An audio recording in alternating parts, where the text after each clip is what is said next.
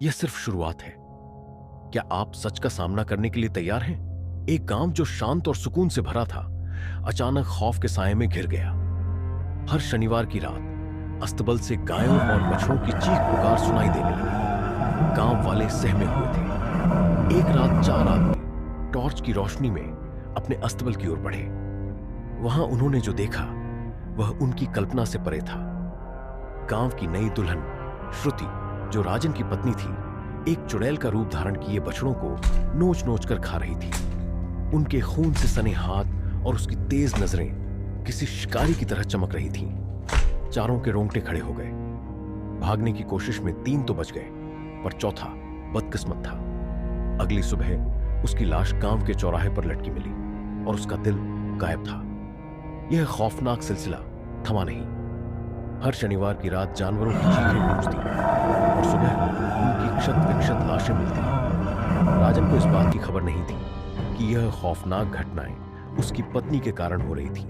हालांकि उसकी मां को श्रुति के व्यवहार पर शक हो गया था।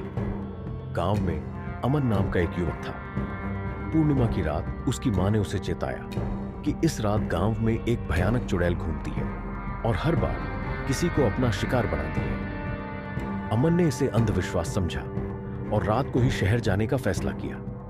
सुनसान रास्ते पर चलते हुए वह बस स्टॉप पर पहुंचा। वहां बैठा अमन झाड़ियों में हलचल सुनकर चौंक गया। उसने मुड़कर देखा, पर वहां कोई नहीं था। तभी उसे किसी के कदमों की आहट सुनाई दी। डर से पसीना बहाते हुए उसने टॉर्च जलाकर देखा तो सामने एक सुंदर बच्चा खड़ा था। वह गेंद के लिए इशारा कर रहा था। जैसे ही अमन ने गेंद बच्चे को दी, वह अंधेरे में गायब हो गया। अमन का दिल तेजी से धड़कने लगा। तभी झाड़ियों से एक डरावनी आवाज आई। वह दौड़ने लगा, लेकिन रास्ता खत्म नहीं हो रहा था। अचानक पेड़ों के बीच से एक परछाई निकली। वह परछाई धीरे धीरे अमन के पास आ रही थी।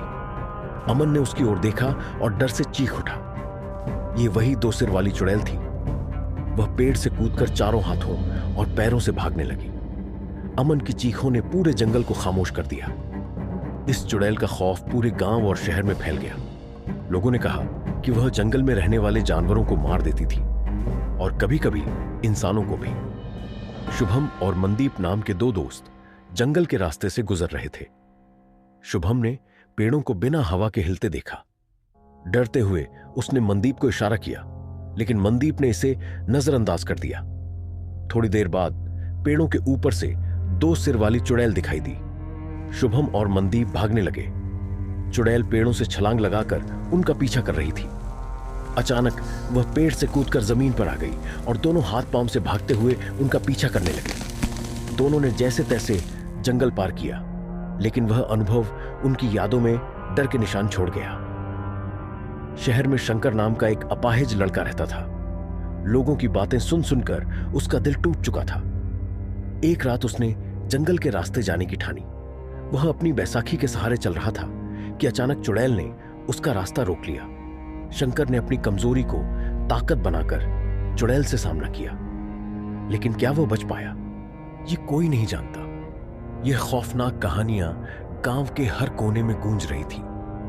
कोई कहता चुड़ैल श्रुति है, तो कोई इसे पौराणिक अभिशाप मानता। लेकिन सच क्या था, यह जानने वाला हर शख्स या तो मर चुका था या हमेशा के लिए गायब हो गया।